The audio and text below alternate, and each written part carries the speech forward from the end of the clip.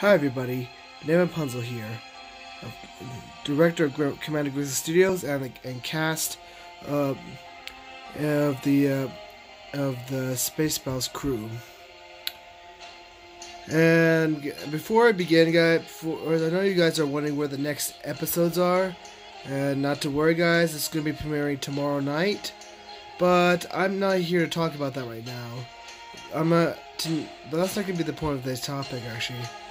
Tonight's topic is actually going to be about the top 5 worst NC episodes.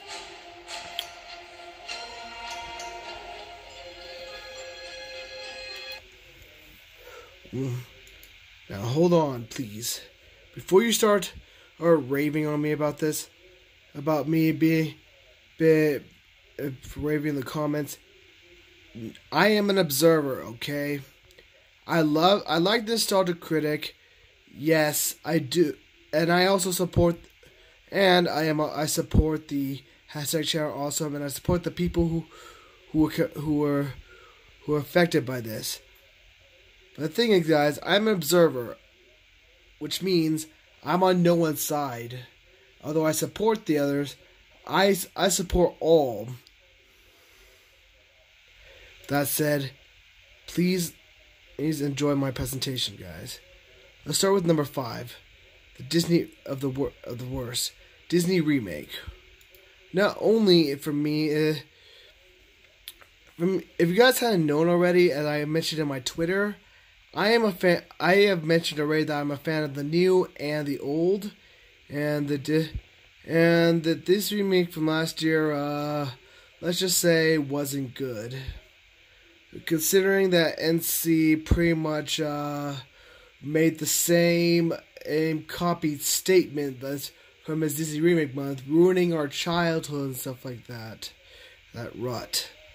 Guys, that's not a good opening statement for a review, and gives you less of a strong point for the people who actually love the films of Mary Poppins Returns and Aladdin.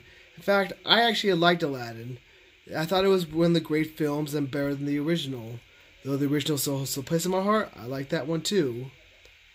And guys, for Mary Poppins Returns, I suggest checking out GS Productions review, guys, because GS Productions actually has better reviews, does a better job reviewing Disney remakes, and pretty much is a fan of what, and pretty much gives a solid opinion, the positives and the negatives. Number 4, Stuart Little.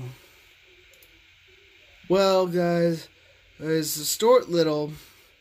Well, but considering that this was one of the old movies I grew up with, and was one of my childhood videos back then from the growing up in the mid-90s, guys, is for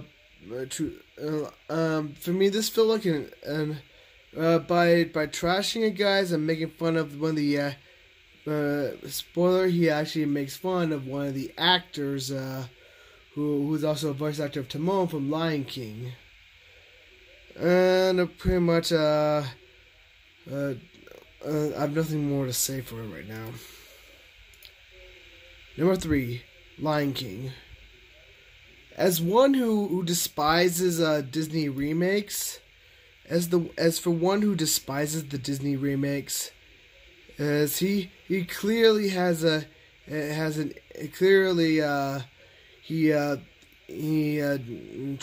the Lion King animated, and even though he says it was good, much like Jurassic Park, he tends to find out a ton of bad things about it, and then here's the thing we already heard before. Something I already agree with Shinobi about when he did the review for Jurassic Park, guys. Seriously, man. Also, it's not bad to become a fan of the new as well as the old.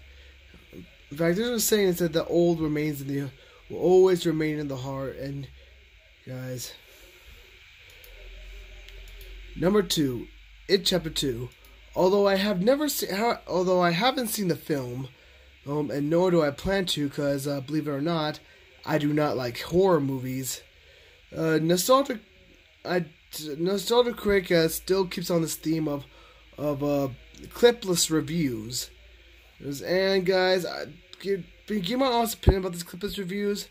I think this is one of the worst parts of the Nostalgia Critic, because not only does he have the lack of research, there's believe it or not, guys, when I went into watching the review for Nostalgia Critics in Chapter 2, and after watching it, I went to go do a Google search for the director of both Joker and of in Chapter 2, and in the review, guys, he mentions that the Michael Bay was the director of It Chapter 2 and Joker. And guess what? I did a Google search, and that is a totally incorrect. Considering that there were different actors, he was not directing either of those movies. Let me give you something. If Michael Bay directed Joker, Joker would not have gotten the Oscar awards that he would have, my friends. Other than the point, guys, he misses a lot of the points from the movie. And believe me, I've watched other reviewers do a better job. Real Rejects, Gore Movie God. I can list a lot, but fortunately, guys, as I don't follow a lot of the trend. I follow a handful of reviewers anyway. Which brings me to my final one right now, guys. But that doesn't compare to one of the worst movies. It was reviewed by NC.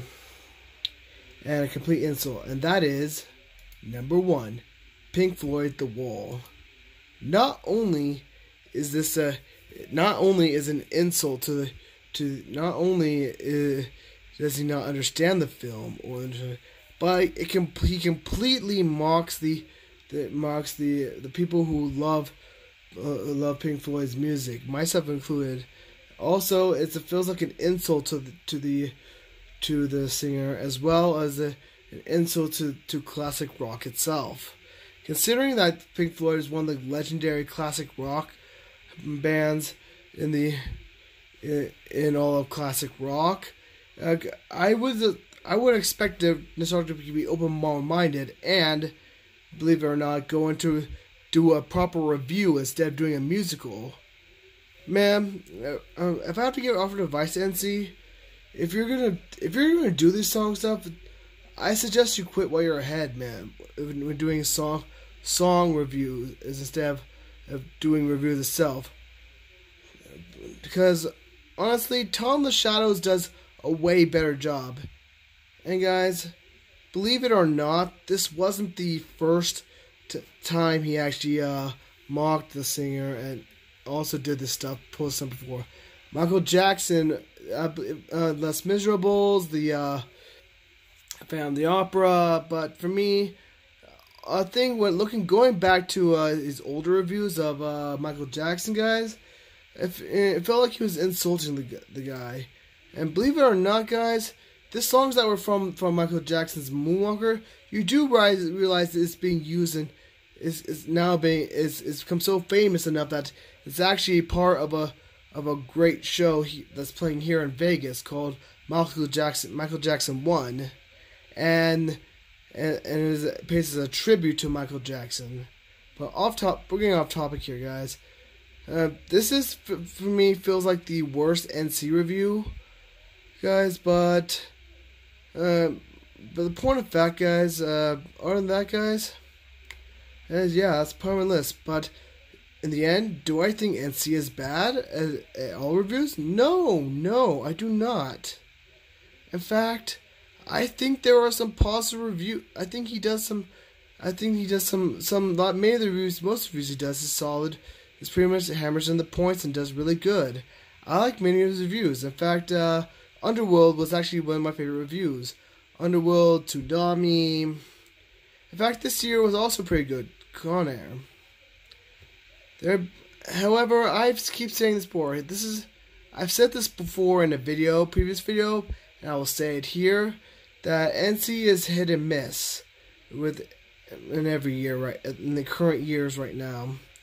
But you can't deny but for me, I know there are hidden, he can be able to improve, as well his content and creativity. And for me, I also think that last year, that many years there, as I say, NC is pretty good at his job, but I think he can improve more. But if I have to offer any advice, NC, less clipless reviews, less as song parody reviews, because they're feeling like a direct insult to the directors as well as many of the artists who's out there. So I suggest just sticking to what you did back in 2013, reviews as well as editorials. Make sure to take a break between the reviews, man, because I remember because that's when you were at your top game. When you were at the top of your game back in 2013 to 2018, I mean. Review and then editorial. If you can keep on this, and so far this year you have been actually doing that. I hope you can continue on that track, man. And if you continue on this track for a review and then editorial next week, I'm pretty sure you'll actually become a better reviewer. That's all I have to say, guys. Until I hope you'll join me for tomorrow night. Tomorrow, guys, I'll be doing a double episode of Space Pals Science Month, and there'll be some surprises waiting for tomorrow. Till then, guys, take care. Have a great day, and peace out, comrades.